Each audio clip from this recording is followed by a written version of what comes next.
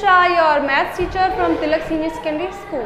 तो स्टूडेंट्स, आज हम class 10th maths NCERT book का चैप्टर 14 स्टैटिस्टिक सांख्यिकी, इसका हमने टॉपिक लिया है आज एज्यूम मीन मेथड, कल्पित माध्य विधि। तो हमारी बुक में 3 मेथड गिवन है मीन निकालने के। फर्स्ट मेथड है प्रत्यक्ष विधि, डायरेक्ट मेथड। सेकंड मेथड है कल्पित माध्य विधि, एज्यूम मीन मेथड। और थर्ड है हमारा पद विचलन विधि, स्टेप डेविएशन मेथड। तो फर्स्ट मेथड हम सीख चुके हैं, तो इस वीडियो में हम सीखेंगे कि कैसे इस मेथड का यूज़ करके हम मीन निकाल सकते हैं। तो इसको समझने के लिए हमने लिया है एक्सरसाइज 14.1 का 6 क्वेश्चन लिया है। तो इसको सॉल्व करते हुए हम इस मेथड को समझेंगे, ठीक है।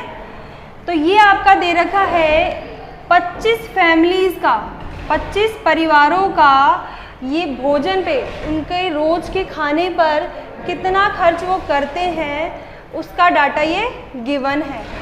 और ये किस टाइप का डाटा है? ग्रुप डाटा है आपका। किस टाइप का डाटा है? ग्रुप डाटा है हमारा, वर्गीकृत, क्योंकि क्लास में बांटा हुआ है इसलिए।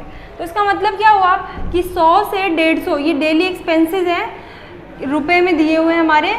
तो 100 से 150 के बीच में जो फैमिली खर्च करती है एक दिन पे, भोजन पे, अपना मील पे, खाने पे जो खर्च करते हैं, वो 4 फैमिलीज़ हैं जो इसके बीच में उनका खर्च होता है, ठीक है। फिर 150 से 200 रुपये के बीच में जो फैमिलीज़ खर्च करती है अपने खाने पे, वो 5 फैमिली। तो इस टाइप से डाटा गिवन है और इसका टोटल हमें दिया हुआ है क्वेश्चन में ही 25 परिवार दे रहा है। इसको आप जोड़ोगे तो 25 ही आएगा, ठीक है। तो अब हमें क्या करना है? एक्सआई निकालना है। अब हमें क्या करना है? एक्सआई हमारा क्या होता है? इसका ही मिड पॉइंट, ये जो क्लास आपका दे रखा है इसका ही हमारा मिड पॉइंट होता है एक्सआई। इसको मध्य चिन्ह भी बोलते हैं हिंदी में और इंग्लिश में मिड पॉइंट। और क्या मतलब होता है कि इस क्लास में 2 वैल्यूज़ है, तो हम किसको लें? यहाँ से लेके यहाँ तक कवर करता है। तो हम क्या करते हैं, इसको रिप्रेजेंट करने के लिए एक वैल्यू ले लेते हैं कि इसका प्रतिनिधित्व कर रहा है ये वैल्यू, बीच की वैल्यू, तो वो बीच की वैल्यू ले लेते हैं, ठीक है। तो इसको निकालते कैसे? वैसे तो हम ऐसे ही निकाल सकते हैं ओरली माइंड से। अब इसके बीच में क्या आएगा? 125 आएगा आपका। 25 इधर कर दो, 25 इधर कर दो, तो 125 बीच में आएगा बिल्कुल, ठीक है। एक तो ऐसा तरीका है, ऐसे आप सोच के निकाल सकते हो। और कैसे निकाल सकते हो?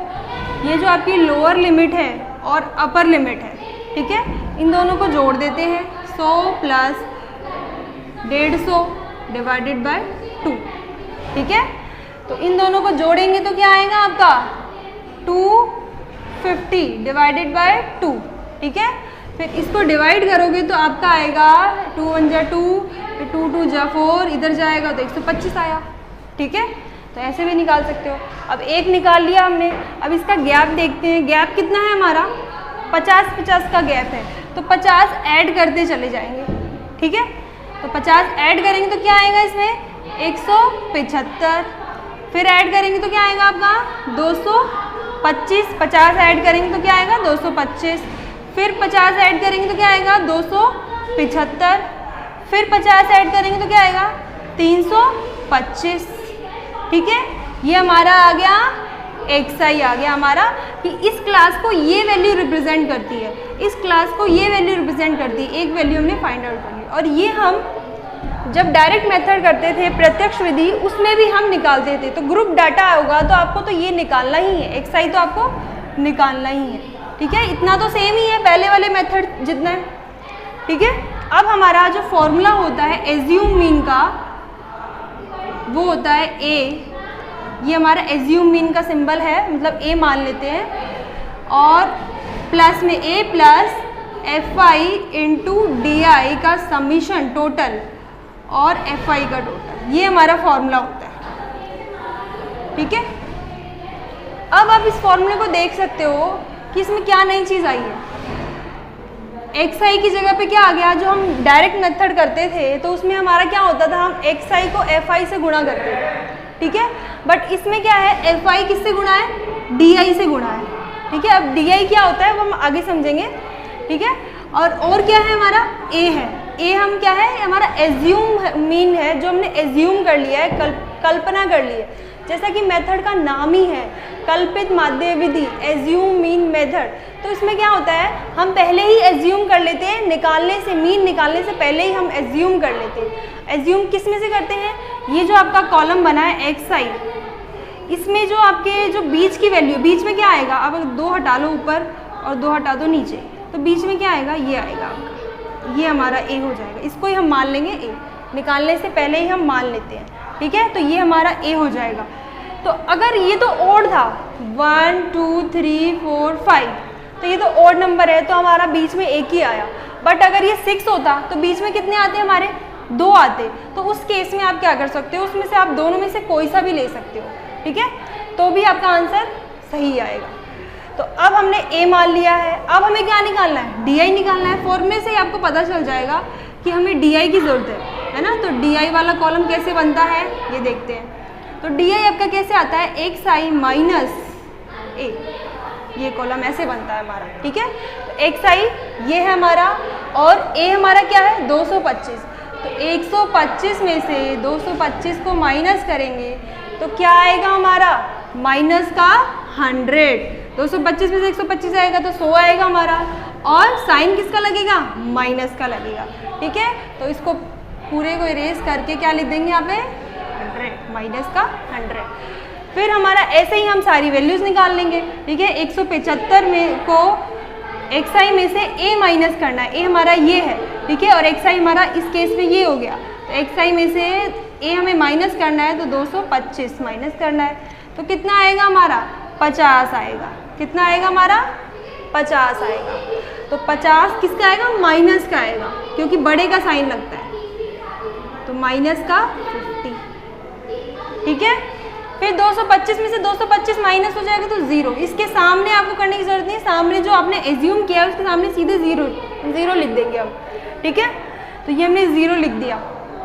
अब क्या करना है, फिर सेम सारी वैल्यूज ऐसे ही निकाल लेनी है, ये कॉलम हमें तैयार करना है, प्रिपेयर करना है।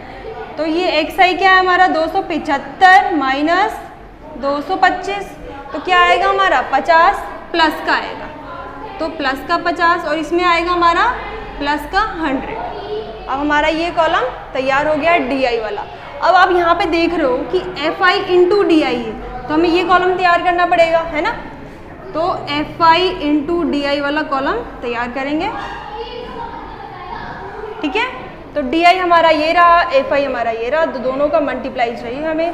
तो 100 को इससे मल्टीप्लाई करेंगे तो क्या आएगा 400 माइनस का, फिर 50 को आप 5 से मल्टीप्लाई करोगे तो 55 25 एक 0 और माइनस का साइन, फिर ये 0 आ जाएगा आपका।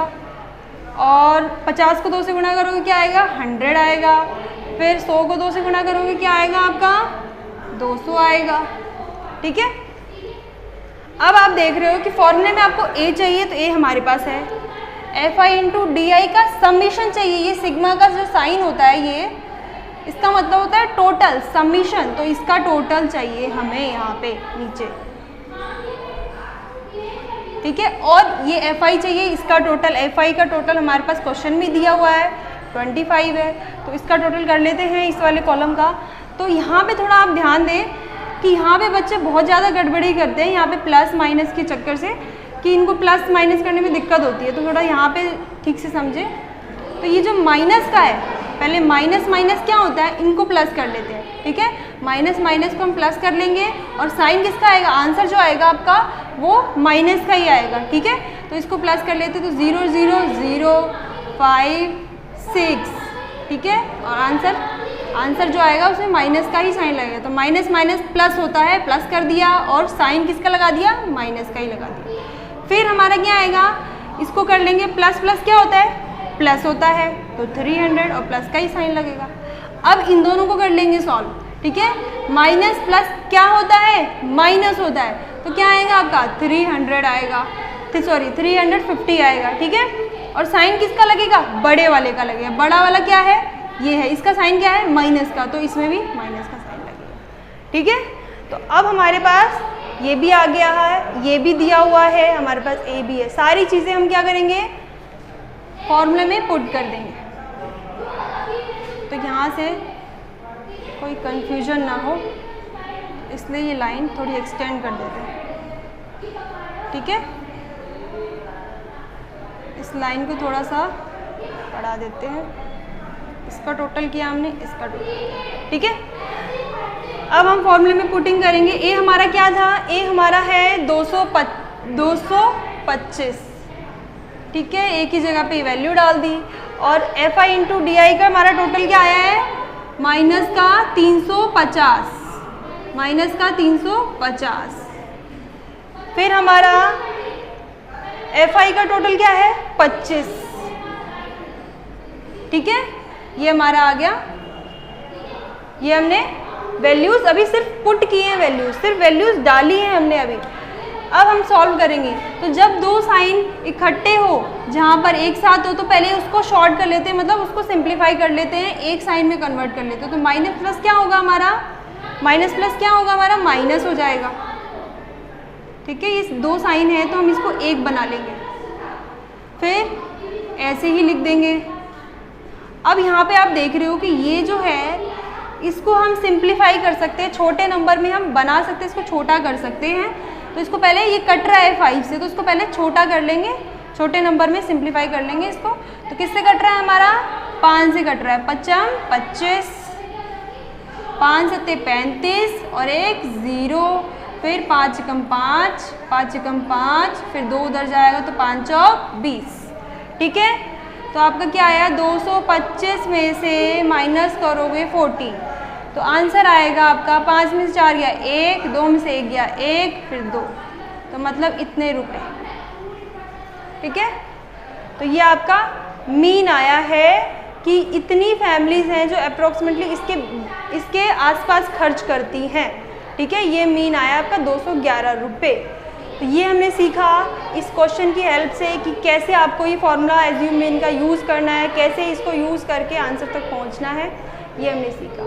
तो ये जो मेथड है आपका कल्पित माध्य विधि और पद विचलन विधि, ये दोनों हम यूज़ करते हैं जब हमारे पास डाटा बड़े फॉर्म में होता है, मतलब डाटा में जो नंबर्स हैं वो बड़ा होता है, बिग नंबर्स होते हैं, तब हम इनको यूज़ करते हैं। क्योंकि जो अब एफ आई देखते हो आप, डायरेक्ट मेथड देखा आपने, तो उसमें क्या करते हैं हम, एक्स आई और एफ आई को क्या करते हैं, मल्टीप्लाई करते हैं।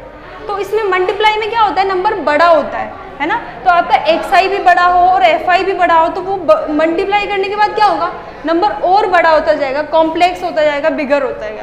तो हमारी कैलकुलेशन क्या होगी, टफ होगी और ज़्यादा, ठीक है। तो इसलिए जब हमारे पास बड़ा नंबर होता है तो वो मेथड हम यूज़ ना करके हम इस मेथड को प्रेफर करते हैं, कल्पित माध्य और पद विचलन विधि को।